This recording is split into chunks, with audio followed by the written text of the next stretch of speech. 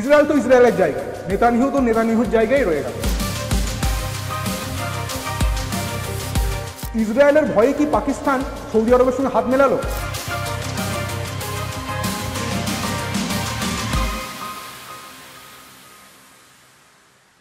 নমস্কার, সিএন ডিজিটালের নতুন অনুষ্ঠান বিয়ন্ড বর্ডার্সে আপনাদের সবাইকে স্বাগত।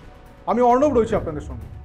সাম্প্রতিক সময়ে ইরান ইসরায়েল সংঘাত, অনেকেই সেই সময় আশঙ্কা করেছিলেন যে এবার হয়তো তৃতীয় বিশ্বযুদ্ধ শুরু হতে চলেছে। মধ্যপ্রাচ্যে ইরান ইসরায়েল সংঘাত একটা বড় সড়ো আকার ধারণ করেছিল যুদ্ধের। পরবর্তীতে আমেরিকার হস্তক্ষেপ, বলা বাহুল্য কূটনৈতিক বিশেষজ্ঞ মহলে সেই সময় অনেকেই আশঙ্কা করেছিলেন এবার হয়তো তৃতীয় বিশ্বযুদ্ধ শুরু হতে চলেছে। কিন্তু সেসব অতীত। আমেরিকার হস্তক্ষেপের পরেই ইরান ইসরায়েল সংঘাত সংঘর্ষ বিরতিতে পরিণত হয়েছে। কিন্তু প্রশ্ন উঠছে, তাতেও কি মধ্যপ্রাচ্যের যুদ্ধের দামামা কমে গিয়েছে? না, একেবারেই নয়। ইসরায়েল ইরানের সঙ্গে সংঘর্ষ বিরতিতে গেলেও ইসরায়েল কিন্তু একের পর এক মধ্যপ্রাচ্যে মুসলিম দেশগুলোর ওপর হামলা চালিয়ে যাচ্ছে। তার সবথেকে বড় উদাহরণ সাম্প্রতিক সময়ে কাতার, লেবাননের মতো, ইয়েমেনের মতো দেশগুলিতে হামলা চালিয়েছে ইসরায়েল। লেবাননের ওপর বলা যায় দক্ষিণ লেবাননে বড় সড়ো মিসাইল হামলা চালিয়েছে বেঞ্জামিন নেতানিয়াহুর দেশ অর্থাৎ ইসরায়েল।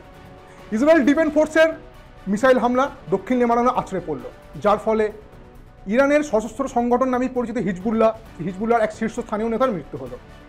তবে এই ঘটনা কি প্রথম? একেবারেই নয়। একটু যদি পিছিয়ে যাই, আমি যদি 2023-এর থেকে শুরু করি, 2023-এ যখন প্যালেস্তাইনের সশস্ত্র সংগঠন হামাসের সঙ্গে ইসরায়েলের যুদ্ধ শুরু হলো, ঠিক সেই সময় হামাসের পক্ষ নিয়েছিল ইরান।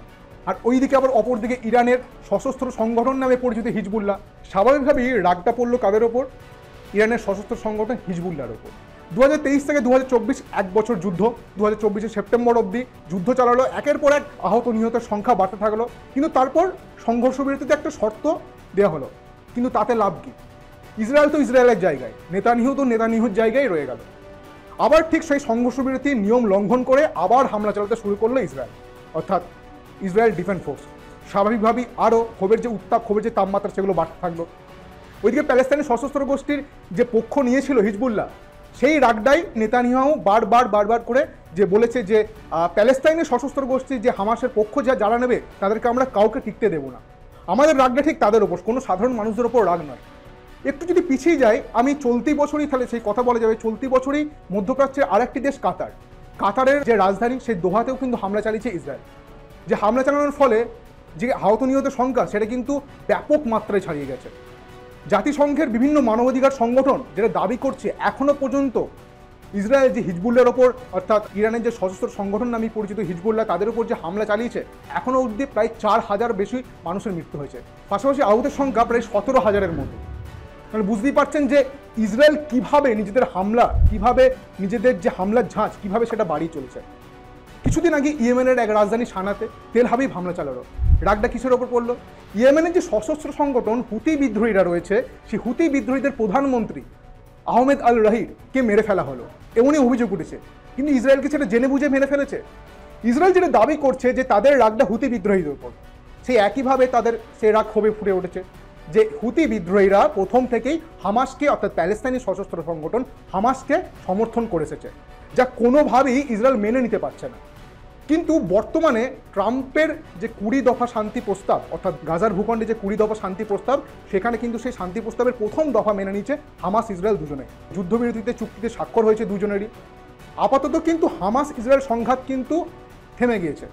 কিন্তু প্রশ্ন উঠছে, হামাস ইসরায়েল সংঘাত থেমে গেলেও মধ্যপ্রাচ্যে যে বাকি মুসলিম কান্ট্রিগুলো আছে, মধ্যপ্রাচ্যে যে বাকি মুসলিম দেশগুলো আছে, যেমন লেবানন, ইয়েমেন, কাতার, এই দেশগুলোর উপর হামলার কি ঝাঁজ কমাবে ইসরায়েল? সেই লক্ষণ কিন্তু দেখা যাচ্ছে না। কারণ ইসরায়েল নিজেদের ক্ষমতা, আধিপত্য বিস্তার করতে একের পর এক দেশগুলির ওপর হামলা চালিয়ে যাচ্ছে। পাশাপাশি আহত নিহতের সংখ্যাও কিন্তু বেড়েই চলেছে। সেই ক্ষেত্রে কিন্তু কূটনৈতিক বিশেষজ্ঞ মহলে অনেকেই আশঙ্কা করছেন এবং অনেকেই বলছেন, বলা বাহুল্য, যে এই ক্ষেত্রেও মার্কিন প্রেসিডেন্ট ডোনাল্ড ট্রাম্পের হস্তক্ষেপ চাই। কারণ মার্কিন প্রেসিডেন্ট ডোনাল্ড ট্রাম্পের যে 20 দফা শান্তি প্রস্তাব, সেই শান্তি প্রস্তাবের দ্বারাই কিন্তু গাজার ভূখণ্ডে শান্তি ফিরতে চলেছে। আস্তে আস্তে দেখা গিয়েছে প্রায় 2 বছর ধরে হামাসের হাতে ইসরায়েলের পণবন্দীরা যেভাবে তারা বন্দী ছিল, সেই পণবন্দীরা একে একে মুক্তি পেতে শুরু করেছে। পাশাপাশি ইসরায়েলবাসীর মধ্যে যে আনন্দ, সে আনন্দ দেখা গিয়েছে, তারও কিছু ছবি দেখা গিয়েছে। কিন্তু এক্ষেত্রে প্রশ্ন উঠছে, বাকি যে কান্ট্রিগুলো আছে, সেই বাকি যে মধ্যপ্রাচ্যের দেশগুলিতে আছে, সেই দেশগুলির ওপর কি হামলার ঝাঁজ আদৌ কমাবে ইসরায়েল? কারণ কিছুদিন আগে দেখা গিয়েছে যে এই ইসরায়েলের হামলার ভয়ে পাকিস্তান সৌদি আরবের সঙ্গে একটা প্রতিরক্ষা চুক্তিতে স্বাক্ষর করেছে।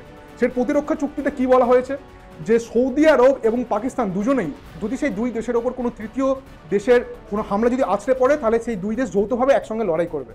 সেই ক্ষেত্রে প্রশ্ন উঠছে যে ইসরায়েলের ভয়ে কি পাকিস্তান সৌদি আরবের সঙ্গে হাত মেলালো, সৌদি আরবের দ্বারস্থ হচ্ছে? কারণ ইসরায়েল যখন হামাসের ওপর পাশাপাশি যখন লেবানন, কাতার, ইয়েমেনের ওপর যখন হামলা করে যাচ্ছে, একের পর এক হামলা ঝাঁজ বাড়ি চলেছে, সেই সময় পাকিস্তানের প্রধানমন্ত্রী শাহবাজ শরীফ বিশ্বের সমস্ত মুসলিম দেশগুলিকে একজোট হওয়ার কথা বলেছিলেন যে সমস্ত দেশগুলিকে একজোট হয়ে লড়াই করতে হবে। কিন্তু তাতে লাভটা কি? ইসরায়েল তো হামলা চালিয়ে যাচ্ছে। হামাসের সঙ্গে যুদ্ধবিরতি সংঘর্ষ হলেও বাকি দেশগুলোর সঙ্গে তো কিন্তু সংঘর্ষবিরতি আপাততভাবে হয়নি। এখন গোটা বিষয়টি ধোঁয়াশার মধ্যে রয়েছে যে বেঞ্জামিন নেতানিয়াহু কোনোভাবে কি চাপে পড়ে বা ট্রাম্পের হস্তক্ষেপের দ্বারা কি আদৌ মধ্যপ্রাচ্যের যে বাকি দেশগুলি রয়েছে সেগুলোর উপর হামলার ঝাঁজ কমাবে? সেসব উত্তর সময় বলবে। অতএব পরবর্তী পরিস্থিতি কোন দিকে গড়ায় তার উত্তর একমাত্র সময় দেবে। আজকে বিয়ন্ড বর্ডার্সের আপাতত এইটুকুই। পরবর্তী বিশ্লেষণের জন্য অবশ্যই নজর রাখুন সিএন ডিজিটালের পর্দায়।